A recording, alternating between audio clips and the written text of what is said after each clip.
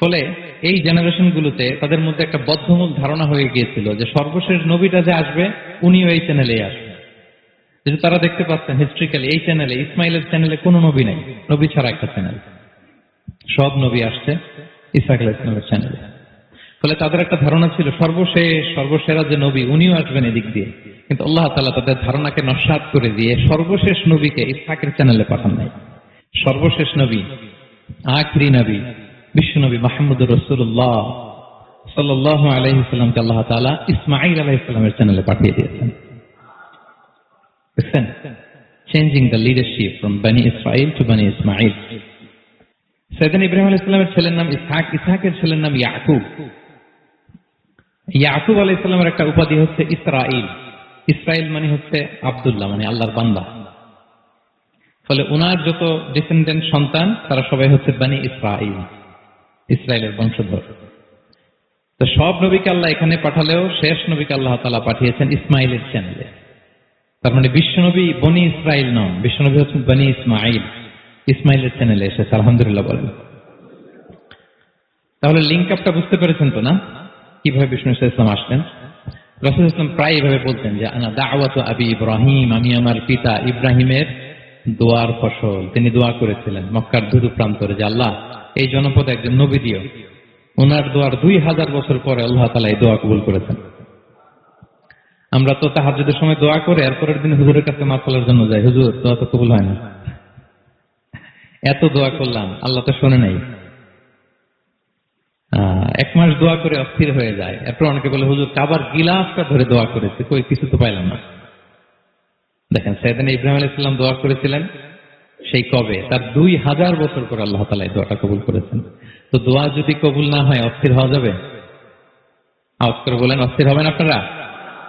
না, অস্থির হওয়া যাবে না, ভরসা রাখুন আল্লাহর উপর। তো বিষ্ণু বলতেন আনা দাওয়াতু আবি ইব্রাহিম, আমি আমার পিতা ইব্রাহিমের দোয়ার ফসল। আবার বলতেন বিশারাতু আখি ঈসা, আমি আমার ভাই ঈসার সুসংবাদের ফসল।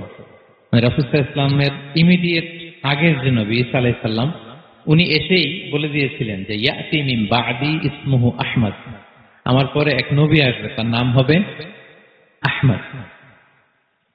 তাহলে দেখেন বিশ্ব নবী যে আসতেছে এটা অ্যানাউন্সমেন্টের জন্য আল্লাহ একজন নবী পাঠিয়ে দিয়েছে।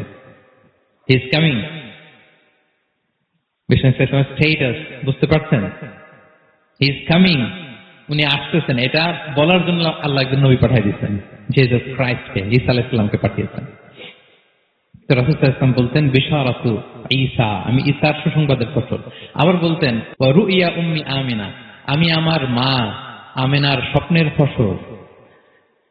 রাসূল সাল্লাল্লাহু আলাইহি ওয়াসাল্লামের মা আমিনা যখন কনসিভ করেছেন রাসূল সাল্লাল্লাহু আলাইহি ওয়াসাল্লামকে পেটে, তিনি মাঝে মাঝে স্বপ্নে দেখতেন যে ওনার পেট থেকে একটা আলো বের হয়ে পারস্য, সিরিয়ার প্রাসাদগুলোর মধ্যে ঝলকানি দিচ্ছে। নূর আবাআত মিনহু কুসুর আশ-শাম, শাম দেশের প্রাসাদগুলোকে আলোর ঝলকানি দিচ্ছে। এটা হচ্ছে একটা আলামত যে বিষ্ণু ঈসা ইসলামের শিক্ষা, ওনার ডমিনেশন গোটা বিশ্বব্যাপী ছড়িয়ে যাবে। সুবহানাল্লাহ বিহামদিহি। তাহলে আমরা হিস্ট্রিটাকে কানেক্ট করে নিলাম। বিষ্ণু বলতেন আমি আমার পিতা ইব্রাহিমের দোয়ার ফসল, ঈসা আলাইহিস সালামের সুসংবাদের ফসল, আমার মা আমেনার স্বপ্নের ফসল। এবার সামনের দিকে যাই, কি কি স্বতন্ত্র বৈশিষ্ট্য দিয়ে আল্লাহ তাআলা বিষ্ণু ইসলামকে পৃথিবীতে পাঠিয়েছেন। প্রিয় ভাইরা, কোরআনে অনেক নবীর কথা আল্লাহ তাআলা বলেছেন এবং বিভিন্ন সময়ে বিভিন্ন নবীদেরকে আল্লাহ তাআলা নাম ধরে ডাক দিয়েছেন। কি ধরে? যেমন আদম আলাইহিস সালামকে আল্লাহ নাম ধরে ডাক দিয়েছেন, ইয়া আদম, হে আদম, ইয়া আদম উসকুন আনতা ওয়া যাওজুকাল জান্নাহ, হে আদম তুমি আর তোমার বউ জান্নাতে থাকো, হে আদম, হে আদম, ডাক দিয়েছেন না? কথা বুঝতেছেন? আচ্ছা। মূসা আলাইহিস সালামকে আল্লাহ নাম ধরে ডেকেছেন, ওমা তিলকা বিয়ামিনিকা ইয়া মূসা, এই মূসা হাতে কি, নাম ধরে ডেকেছেন। ইব্রাহিম আলাইহিস সালামকে আল্লাহ নাম ধরে ডেকেছেন, ওয়া নাদাইনাহু আইয়া ইব্রাহিম, হে ইব্রাহিম বলে আমি তোমাকে ডাকলাম। বিষ্ণু ইসলামকে আল্লাহ তাআলা এত মর্যাদা দিয়েছেন, কোরআনের কোথাও অন্য নবীদের মতো আল্লাহ তাআলা বিষ্ণু নবীর নাম ধরে ডাকেন। যখনই ডেকেছেন বলেছেন ইয়া আইয়ুহান নবী, হে সম্মানিত নবী। যখনই অ্যাড্রেস করেছেন বলেছেন ইয়া আইয়ুহার রাসূল, হে সম্মানিত রাসূল। সুবহানাল্লাহ বলেন। 4 জায়গায় বিষ্ণু ইসলামের নাম এসেছে কোরআনে মুহাম্মদ নামে, আর এক জায়গায় আহমদ। এই 4 জায়গায় মোহাম্মদ যে উল্লেখিত হয়েছে, একটি জায়গায়ও নাম ধরে ডাকেন না, বরং ওনার রিসালাত, ওনার নবুয়তের বর্ণনা দিয়েছেন। যেমন মুহাম্মাদুর রাসূলুল্লাহ সাল্লাল্লাহু আলাইহি ওয়াসাল্লাম, মুহাম্মদ হচ্ছেন আল্লাহর রাসূল, এটা একটা কোরআনের আয়াত। এখানে নাম ধরে ডাকছে? মুহাম্মদ হচ্ছেন আল্লাহর রাসূল, এখানে কি নাম ধরে ডাকা হয়েছে? না। ওমা মুহাম্মাদুন ইল্লা রাসূল ক্বাদ খালাত মিন ক্বাবলিহির রুসুল, মুহাম্মদ রাসূল ছাড়া কেউ নন, তার আগে এরকম অনেক রাসূল পৃথিবী থেকে চলে গিয়েছে। এই আয়াতে নাম ধরে ডাকছে? না। 4 বার মুহাম্মদ শব্দটা কোরআনে উল্লেখিত হয়েছে, একবারও নাম ধরে ডাকেন। সুবহানাল্লাহ পড়েন। আর একবার উল্লেখিত হয়েছে আহমদ, যেটা ঈসা আলাইহিস সালামের ভাষায়, ইয়াতি মিন বাদি ইসমুহু আহমদ, আমার পরে এক নবী আসবে, তার নাম হবে আহমদ। তাহলে দেখেন, বিষ্ণু ইসলামকে আল্লাহ তাআলা এত সমীহ করেছেন, এত সম্মান দিয়েছেন, এত মর্যাদা দিয়েছেন, যে কোরআনে কোথাও অন্য নবীদের মতো আল্লাহ তাআলা বিষ্ণু নবীর নাম ধরে ডাকেন নাই। যখনই ডেকেছেন ইয়া আইয়ুহান নবী, ইয়া আইয়ুহার রাসূল, হে সম্মানিত রাসূল, হে সম্মানিত নবী। আলহামদুলিল্লাহ বলেন। এরপর বিষ্ণু ইসলাম বলতেন, আনা সাইয়্যিদু ওয়ালদি আদম, আমি হচ্ছি আদম আলাইহিস সালামের যত সন্তান পৃথিবীতে আসবে সবার লিডার। সুবহানাল্লাহ বলবেন না? আনা সাইয়্যিদু ওয়ালদি আদম, আমি আদম আলাইহিস সালামের যত সন্তান আসবে, I am the leader of the all sons of আদম, আদমের সব সন্তানের লিডার হব আমি এই পৃথিবীতে। তিনি লিডার। এবং বিষ্ণু বলেন, আল্লাহ তাআলা যখন সব কিছু সৃষ্টি করলেন, পুরো খালকে যখন সৃষ্টি করলেন, 2টা ভাগ করলেন, ভালো আর খারাপ। আমি মুহাম্মদ সাল্লাল্লাহু আলাইহি ওয়াসাল্লামকে আল্লাহ তাআলা ভালোর মধ্যে ঢুকায় দিলেন। এই ভালো মানুষগুলোর মধ্যে থেকে আল্লাহ অনেকগুলো গোত্র নির্বাচিত করলেন, আমাকে সবচেয়ে শ্রেষ্ঠ গোত্রে ঢুকায় দিলেন। এই গোত্রগুলোর মধ্যে অনেকগুলো বাড়ি আছে, সবচেয়ে শ্রেষ্ঠ বাড়িতে আল্লাহ তাআলা আমাকে ঢুকায় দিলেন। সুবহানাল্লাহ ওয়া বিহামদিহি। আরেক বর্ণনায় এসেছে যে আল্লাহ তাআলা ইসমাঈল আলাইহিস সালামের বংশধরদের মধ্য থেকে কেনানাকে সিলেক্ট করেছেন, কেনানার মধ্য থেকে আল্লাহ কুরাইশকে সিলেক্ট করেছেন, কুরাইশের মধ্য থেকে আল্লাহ তাআলা বনু হাশিমকে সিলেক্ট করেছেন। বিষ্ণু ইসলাম কিন্তু হাশিমি খানদানের, কুরাইশের মধ্য থেকে তিনি বনু হাশিমকে সিলেক্ট করেছেন, আর বনু হাশিমের মধ্য থেকে আল্লাহ তাআলা আমাকে সিলেক্ট করেছেন। সুবহানাল্লাহ ওয়া বিহামদিহি। এবং তিনি বলতেন, ওয়া আনা হামিলু লিওয়াইল হামদি ইয়াউমাল কিয়ামাতি ওয়া তাহতাহু আদম, কিয়ামতের দিন আমি প্রশংসার পতাকা নিয়ে দাঁড়িয়ে থাকব কিয়ামতের ময়দানে, আর ওই পতাকার নিচে স্বয়ং আদম আলাইহিস সালাম থাকবে। ওনার হাতে থাকবে প্রশংসার পতাকা। প্রিয় ভাই, তাহলে 1 নম্বর পেয়ে গেলাম, ওনার অনন্য বৈশিষ্ট্য হচ্ছে উনি সাইয়্যিদু ওয়ালদি আদম, পৃথিবীতে যত মানুষ এসছে সবার লিডার হবেন তিনি। He is the leader. তিনি কি? সবাই বলুন, তিনি কি? আচ্ছা, লিডারের কাজ কি বলেন তো? অনেক লিডার আছে আমাদের সামনে, ভবিষ্যৎ লিডার, মাশাআল্লাহ, তাবারাকাল্লাহ। Leader is someone who knows the way, shows the way and goes the way. নেতা হচ্ছে সে জানে কোন রাস্তায় সে চলবে এবং সে অন্যকে রাস্তা দেখাতে পারে এবং সবাইকে নিয়ে ওই রাস্তায় চলে। He is the leader. আচ্ছা, লিডার যদি কথা বলতে না পারে, এটা লিডার? নেতা এটা কি? সে লিডার হতে পারবে না। নেতাকে বক্তব্য করতে জানতে হয়, স্পষ্ট ভাষায় কথা বলতে জানতে হয়, ঠিক কিনা বলেন? আমরা যদি দেখি যে রাসূল সাল্লাল্লাহু আলাইহি ওয়াসাল্লামের এই কোয়ালিটি ছিল কিনা, বক্তব্য দেওয়ার পারঙ্গমতা ছিল কিনা। ওনার রাসূল সাল্লাল্লাহু আলাইহি ওয়াসাল্লাম বলতেন, উতিতু জাওয়ামিউল কালিম, আল্লাহ তাআলা আমাকে জাওয়ামিউল কালিম দিয়েছেন। জাওয়ামিউল কালিম মানে কি? তিনি বলতেন কম, এটার অর্থ বেশি। কথা বলতেন 1-2 শব্দের, কিন্তু এটার যে দোতনা, এটার যে আবেদন, এটা মানুষের হৃদয়ে অনেক বড়, অনেক বেশি। সুবহানাল্লাহ। সে 1500 বছর আগে বলে গিয়েছেন, আজও আমরা শুনে অবাক হই, ঠিক কিনা বলেন? উতিতু জাওয়ামিউল কালিম, এটা বিষ্ণু ইসলামের একটা ইউনিকনেস, আর কাউকে আল্লাহ এটা দেননি। অল্প বলতেন, মানুষের হৃদয়ে টাচ করে ফেলতেন। সুবহানাল্লাহ। তিনি ছিলেন সর্বমর্ম বাচনভঙ্গির অধিকারী। যা বলতেন concise in wording but comprehensive in meaning. শব্দে এটা ছোট, কম, কিন্তু ভেরি কম্প্রিহেন্সিভ। বোঝায়, ব্যাখ্যা, এক্সপ্লেনেশন এটা অনেক বেশি। Very precise and clear. যা বলতেন প্রিসাইজ এন্ড ক্লিয়ার। কতটা প্রিসাইজ এন্ড ক্লিয়ার? আম্মা জান আয়েশা বলেন, ওনার স্ত্রী কি বলেন, আমাদের আম্মা জান শোনেন। তিনি বলতেন, লাউ আদাহু লাআদু লা আহসাহু। বিষ্ণু ইসলাম এত প্রিসাইজ এন্ড ক্লিয়ার বক্তব্য দিতেন, কেউ যদি গুনতে চাইতো, দেখি কয়টা বাক্য বলছে, গোনা যেত। কেউ যদি গুনতে চাইতেন এখানে কয়টা শব্দ ছিল, তাও গোনা যেত। ওনার বক্তব্যে কয়টা বাক্য, কয়টা শব্দ এটা গোনা যেত, কারণ ছোট বক্তব্য দিতেন। আমরা তো লম্বা করে বক্তব্য না দিলে হয় না। অল্পতে শেষ করলে বলে, হুজুর কি বললেন, ওয়াজ তো করলেন না। অল্পতে শেষ করলে বলে মন ভরে নাই, আরেকটু বলেন। হ্যাঁ, বিষ্ণু ইসলাম বলেন কিয়ামতের আলামত হচ্ছে খুতাবুকুম তাযীলা ওয়া সালাওয়াতুকুম কাসীরা। কিয়ামতের আগে তোমাদের বক্তব্য লম্বা হয়ে যাবে, নামাজ খাটো হয়ে যাবে। হ্যাঁ, নামাজ খাটো, বক্তব্য লম্বা না, বক্তব্য হইতে হবে ভেরি প্রিসাইজ এন্ড ক্লিয়ার। তাহলে আমাদের আয়েশা বলেন এত সুন্দর প্রিসাইজ এন্ড ক্লিয়ার বক্তব্য দিতেন, গুনতে চাইলে গুনা যেত। কি কি বলেছেন? সুবহানাল্লাহ বলি সবাই।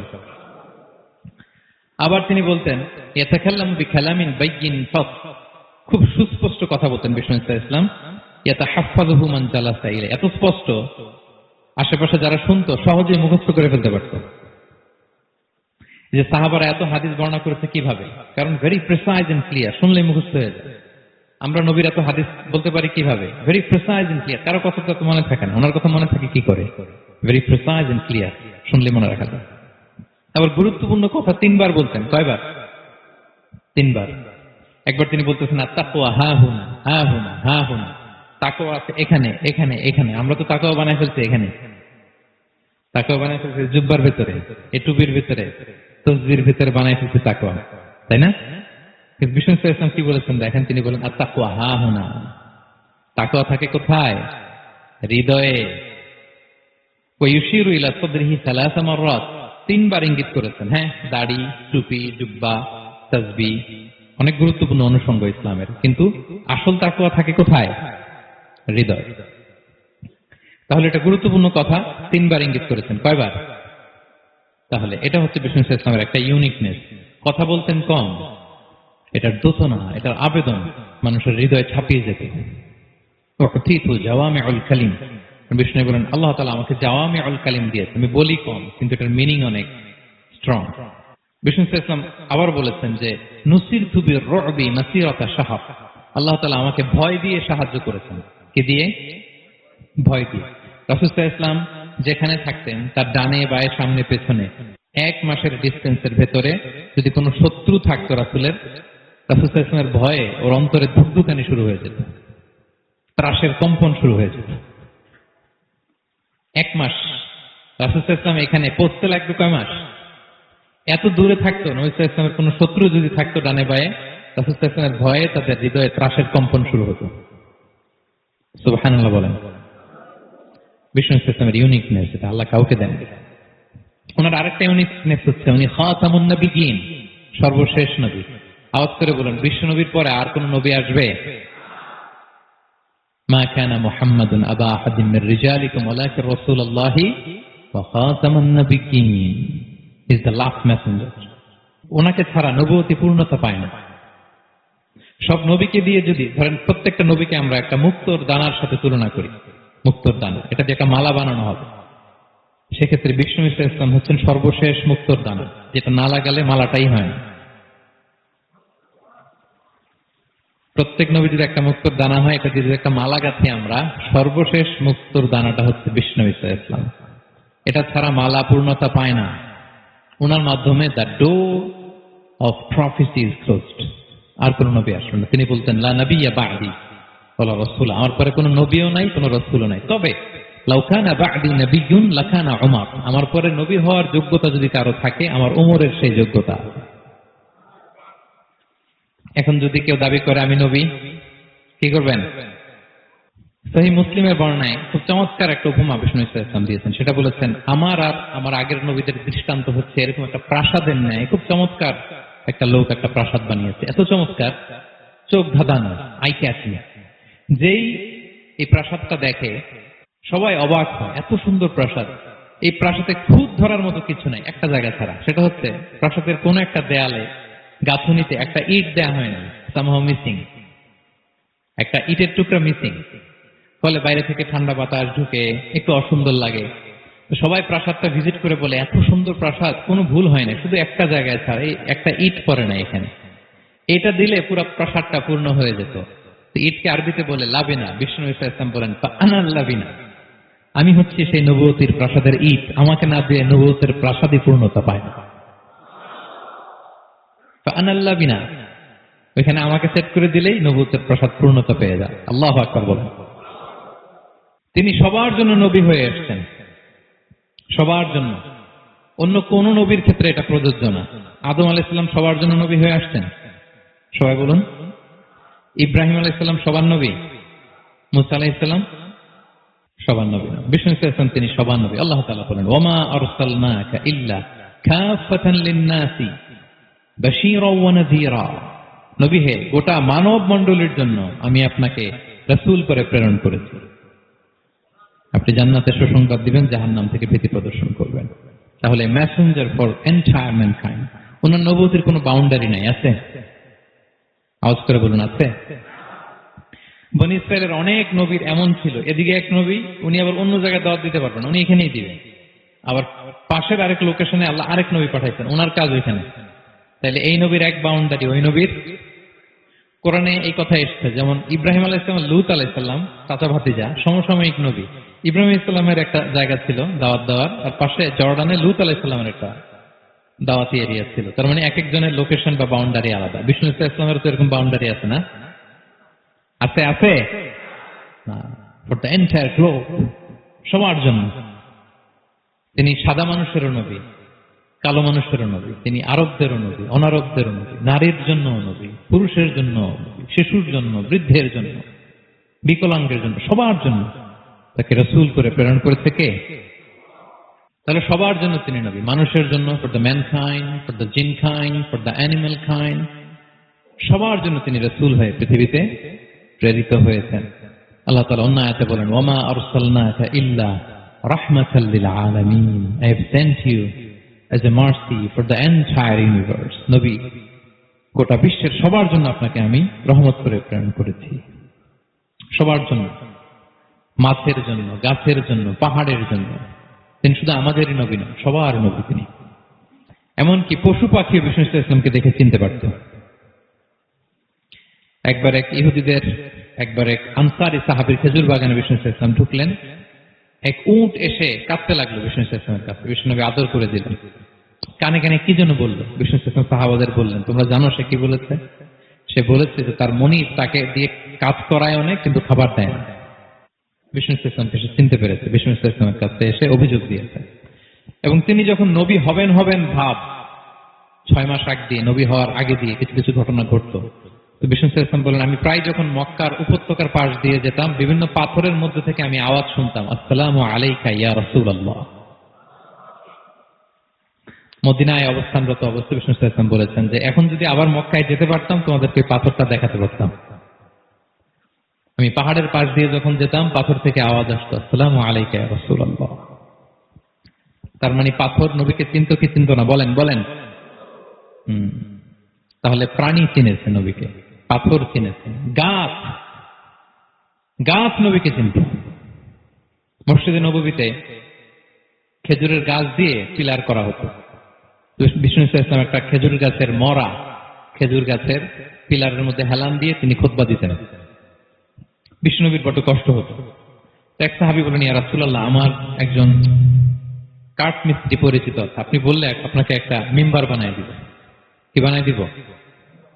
মিম্বার চিনেন তো না? কি করে, জুমার খুতবা দেয় না বসে? সাহাবী বলে, ইয়া রাসূলুল্লাহ, আমার এক কাঠ মিস্ত্রি আছে, আমি একটা মিম্বার বানায় দিব আপনাকে, আরাম হবে, বসে বসে খুতবা দিবেন। বিষ্ণু ইসলাম বলেন, ঠিক আছে, নিয়ে আসো। কিছুদিন পরে ওটা নিয়ে আসা হলো, ফলে লোকেশন চেঞ্জ হলো। আগে একটা মরা খেজুর গাছের পিলারের মধ্যে হেলান দিয়ে কথা বলতেন, এবার ওই যে মিম্বার সেট করা হয়েছে ওই পাশে, ওখানে বসে বসে এখন তিনি নাসিহাত করেন। তো একদিন আলোচনা করার সময় হঠাৎ সাহাবারা কান্নার আওয়াজ শুনতে পেল। কিসের আওয়াজ? সহিহ বুখারীর বর্ণনা, কান্নার আওয়াজ শুনতে পেলেন। তাও 10 মাস গর্ভধারিণী উটের কান্নার আওয়াজের মতো। সাহাবারা ভয় পেয়ে গেলেন, কোনো উঠতো না, এটা তো মসজিদের ভিতরে কান্নার আওয়াজ। বিষ্ণু ইসলাম বুঝতে পারলেন। তিনি মিম্বার থেকে নেমে যে ওই যে আগে যেই মরা খেজুর গাছের পিলার মধ্যে হেলান দিয়ে ওয়াজ করতেন, ওই পিলারটারে আদর করতে আরম্ভ করলেন।